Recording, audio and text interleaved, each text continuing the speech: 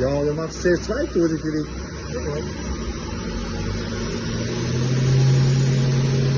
8000.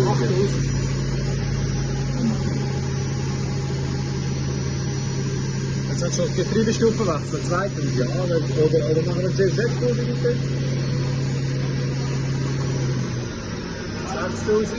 Okay. 4000. Sehr gut. Jetzt 4000. 4000. Jetzt 2000 wechseln Getriebestufe. Jetzt Getriebestufe, ja? Ah nein, dann wechseln unter 2000. Oh, 1500. Jetzt wechseln Getriebestufe. Okay. So man? Nein, mal ist schlimm. Okay, machen wir schnell Wechsel wechseln.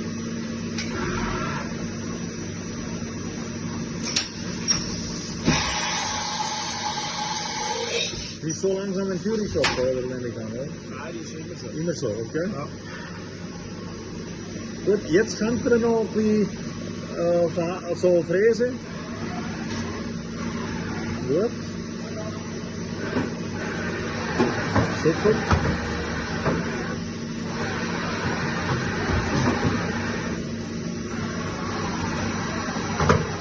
Gut.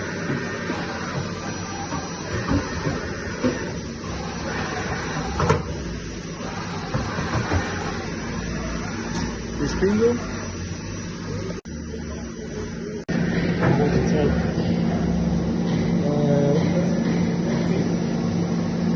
Super, reinführen, ne?